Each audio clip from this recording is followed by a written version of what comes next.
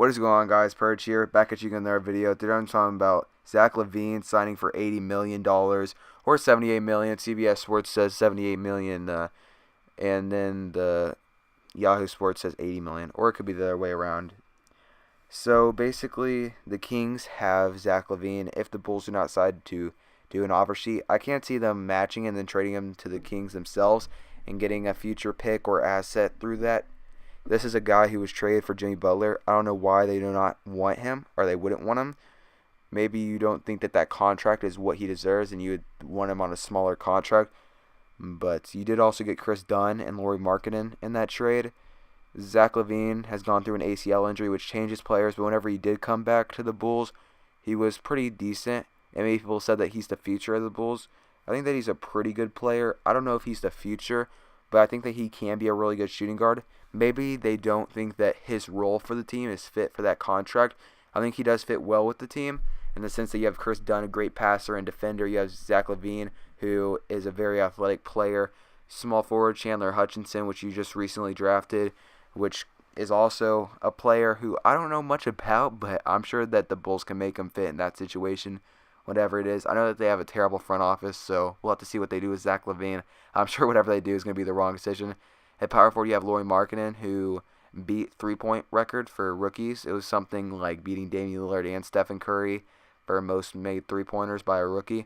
So at center, you have Wendell Carter Jr., which is a great player, which they picked up with, what was it, the 8th or 9th pick?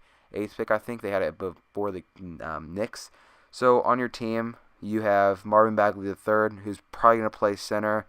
Bogdan Bogdanovic, who's a guard / small forward. You have Bruno Caboclo, I don't know how to say his name, but speaking of Bogdan Bogdanovic, he's an amazing player. He made all-rookie second team. You have Vince Carter, who I don't think is returning to the team. He might as well just retire. Willie Cauley-Stein actually could start at center, and then you can start Marvin Bagley III at power forward. Jack Cooley, center / forward, doesn't really get much minutes. De'Aaron Fox is the point guard of the future. Really good player. Harry Giles, forward / center, who did not play any minutes for his rookie season, so he will be in the Rookie of the Year talks, but I highly doubt it.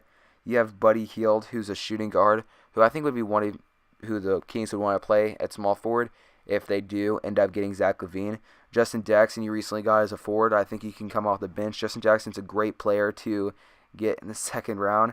Costa Koufos is, I don't know much about Costa Koufos. Is he old? I don't think he's really a part of their future. I might be wrong now. Skal Labissiere, he's more of a power forward to me. Could back up Marvin Bagley III.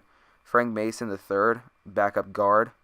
Zach Randolph is a veteran to have off the bench. Pretty good player to have. Iman Shumpert on a terrible contract. And Garrett Temple, who's pretty decent. So, I don't know why I needed to go through the full Kings roster. It's kind of hard to say where he fits. Maybe they might want to have Buddy Hield off the bench, start Justin Jackson, have something like that for their system. I really do think that this is a good move for both parties, and if the Bulls do decide to match and they want to keep Zach LaVine, that would also be pretty decent. We just have to see how Zach LaVine will play with the rest of the team.